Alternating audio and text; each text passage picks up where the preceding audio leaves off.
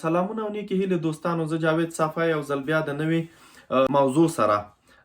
نو موضوع دا ده چې دلته ځینې ملګرو هغه کړی دي، پوښتنې کړي دي د دایمي قبولۍ دپاره. دایمي قبولي د هغه چاته ورکول کیږي او څه شرایط غواړي. نو دایمي قبولي چې دلته تاسې 15 کاله تیر کړي او تاسې اسناد ولرئ، 3 کلن اسناد مو اخیستي. 3 کلن اسناد سره بیا بل شرط دا ده چې باید تاسې بیاینس ولرئ یا اسوای ولرئ. نو 15 کاله مو دلته تیر کړي. د 15 کالو کې تاسې باید کار ولرئ. د کار هغه درنه غواړي، قرارداد درنه غواړي. بل کور باید ولرئ، د کور قرارداد تاسې نه غواړي. نو دا شیان باید تاسې ورته آماده کړئ او د هاوس لندر بوردې سره ترمیم واخلئ او هغې ته یا په ایمیل او یا د پوسټ لارې ولېږئ، ځکه اوس د کرونا وخت ده، بدون له ترمیم هم سړی نه پرېږدي او بیا چې هلته هم لاړ سي نو داخل ته پرېښودل په دې شرط دی چې باید یا تاسې واکسین کړئ او یا مو منفي ټیسټ ولرئ. دا ډیره ضروري ده. نو د اوس دغه هغه چې دي اومبفرست اوفنټایل چې ورته دلته وایي، دا ډیر وخت غواړي. وخت اوس ځکه نیسي چې دی هغه کمې دوسیې چې دي تاسې چې انټرویانې ورکړي دي هغه بیا ځل کتل کیږي. که تاسې چیرته په افغانستان کې یا په پیښور کې پاکستان کې کوم ځایونه چې تاسې راغلی یاستئ هلته مو ستونزې درلودلې او هغه ستونزې هلته حل سوي وي، نو دی کولی شي چې تاسې بیرته هلته ولیږي. نو دا باید اول کنټرول سي. دا کنټرول اوس ډیری خلک چې په 2014 او 15 او 14 کې راغلي دي، نو د هغې دلته تقریبا اوس څه د پاسه 15 کاله کیږي.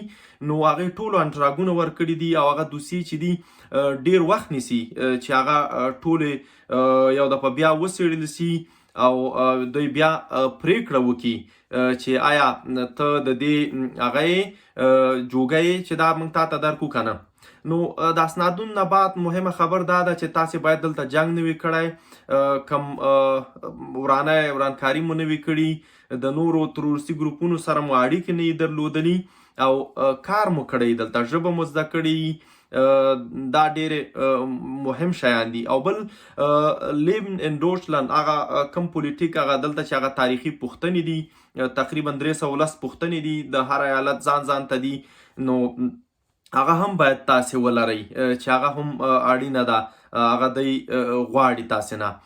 نو اوس وختونو کې که تاسې چیرته 3 کلن اسناد مو اخیستي او 15 کاله مو پوره سوي، نو د دویم تمدید دپاره چې کله تاسې ځئ چې بیا هغه اسنادونه تاسو ته تمدید کي، نو هغې نه وروسته بیا د هغه انټراک چې وکوئ د نیدرلسونګ یا د دایمي قبولۍ دپاره، نو بیا وخت کم اخلي.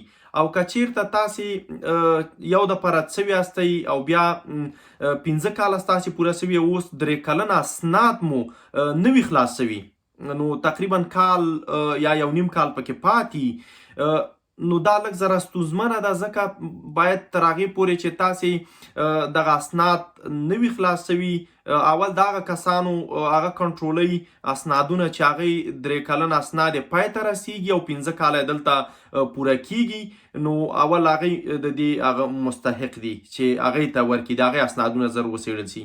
بیا په دویمه کټګورۍ کې هغه خلک دي چې هغې دلته 15 کاله پوره سوي دي، دویم ځل باندې اسناد اخیستي دي، په اول ځل یې رد خوړلی، منفي اخیستې ده. نو هغې ته چې دا بیا تقریبا 6 میاشتې کال وخت نیسي ده او درته وایي چې تاسې انتظار وکوئ، ځکه چې تاسې نه هغه خلک چې اوس د هغې هغه 3 کلنې ویزې په خلاصېدو دي، په میاشت 6 شپو کې د هغې اسنادونه باید موږ کنټرول کړو. نو هغې نه وروسته بیا ستاسې نوبت ده. نو دغه شرایط چې دي دا باید تاسې هغه کوي، برابر ورته واوسئ چې تاسې بیاینس ولرئ یا اسوای ولرئ او د کار قرارداد، د کور قرارداد دا شیان ډیر اړین دي، دا تاسې نه غواړي. او لیبن ان ډوچلند لکه د جرمني کم تاریخ چې دغه 320 پوښتنې چې دي هغه مو هغه کړی، امتحان مو ورکړی، د هغې اسناد ولرئ، سرټیفیکاټ ولرئ، نو دا شیان ډیر اړین دي او دا تاسو نه غواړي. او بل دلته مو کوم جرم نه وي کړی، که چیرته مو جرم کړی وي نو بیا هم امکان تر حده پورې کولی شي چې تاسو ته در نه کي. او که بیا داسې جرمونه واړه وي نو د هغه نه کولی شي چې تاسې بیا وکیل ونیسئ او د وکیل د لارې نه مخته لاړ شئ. نو دغه لنډ هغه موضوع وه، ما پې لنډې خبرې وکولې. که بیا هم کومه پوښتنه لرئ نو کولی شئ چې په کومنټ کې لاندې راڅخه وکوئ، زه به تاسو ته کره معلومات را پیدا کړم او له تاسې سره به یې شریک کړم. نو تر بیا مو په الله سپارمه، الله مو مل شه. سلام علیکم.